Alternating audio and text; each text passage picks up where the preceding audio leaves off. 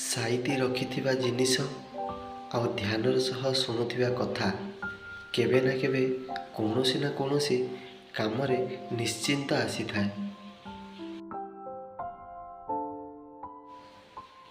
ଆମେ ସବୁବେଳେ ଭାବିଥାଉ କି ଅନ୍ୟ ଲୋକ ବହୁତ ଭଲରେ ଅଛନ୍ତି, ହେଲେ ଆମେ ଏକଥା ଭୁଲିଯାଉ କି ଆମେ ବି ତାଙ୍କ ପାଇଁ ଅନ୍ୟ ଲୋକ ଅଟୁ।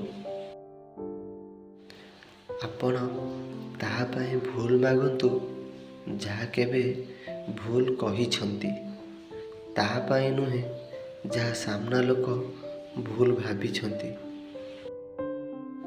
ସଫା ହୃଦୟ ରଖି ଭଲ ମଣିଷ ହେବା ମଧ୍ୟ ଆଜିକା ସମୟରେ ଭୁଲ ହୋଇଥାଏ, କାରଣ ଏଠି ଲୋକ ଏତେ ସ୍ୱାର୍ଥପର ତୁମ ହୃଦୟକୁ ବି ସଉଦା କରିଦିଅନ୍ତି।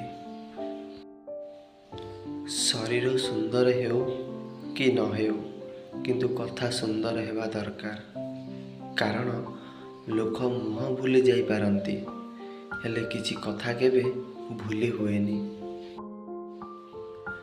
ଅତୀତରେ ଯାହା ଘଟିଯାଇଛି ତାକୁ କେବେ ପଛକୁ ବୁଲି ଦେଖ ନାହିଁ, ନହେଲେ ଯାହା ଆଗକୁ ଘଟିବାର ଅଛି ତାହା ବି ଖରାପ ହୋଇଯିବ।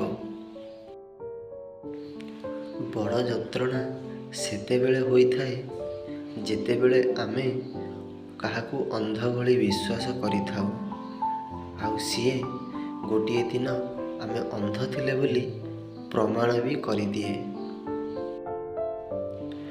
ଭଲ ମଣିଷର ଗୋଟିଏ ଖରାପ ଗୁଣ ଥାଏ କି ସେ ସମସ୍ତଙ୍କୁ ଭଲ ବୋଲି ଭାବିନିଏ।